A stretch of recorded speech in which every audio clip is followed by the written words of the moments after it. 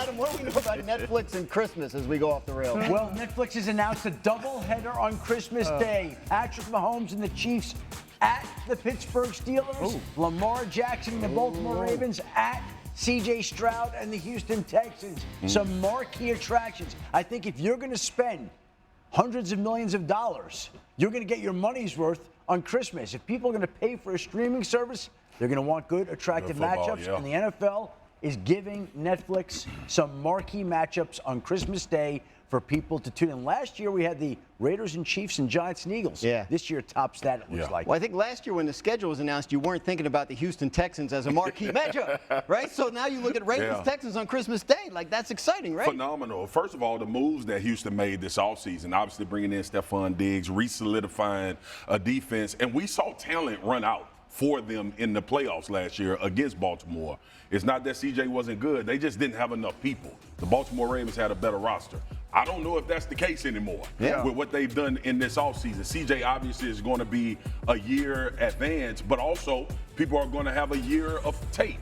They are going to know what he does well. You'll be able to evaluate in some situations where he struggled. This is a great matchup on Christmas Day because, one, you'll see the maturation of a young team with a young quarterback against a team with all the expectations in the world after Baltimore signed Derrick Henry.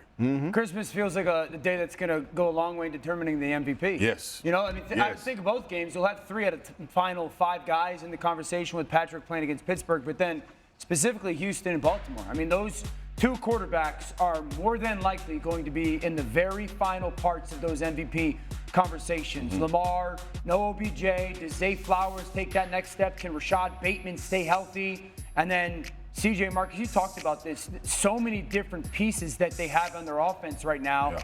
Lamar got the better of it last year. Sure did. But I don't think CJ felt walking out of that game far away. I don't belong in the same field as that guy. Yeah, you're right. And that may be, that day, a proving ground for C.J. Stroud, a further proving ground against 2 of the best quarterbacks in the NFL, and Patrick Mahomes and Lamar Jackson, the last 2 quarterbacks to win the most valuable player award versus a quarterback who could in the future wind up winning the most valuable player award. We get all these quarterbacks on Christmas Day with the Pittsburgh Steelers, and you would presume Russell Wilson at that point in time. So some attractive quarterback matchups on that day, which is about what this is always about. And that'll, you would have to figure, going to have a large say in the AFC playoff picture. Oh, sure. Because the Ravens are going to be involved. The Texans Houston are going to will be involved. involved. The Chiefs are going to be involved. Pittsburgh will be there. And the Steelers will be involved. Think about it. You have to tip your hat to the McNair family, Nick Caserio, the general manager in Houston, D'Amico Ryans. 15 months ago, they were not even in the conversation. Right.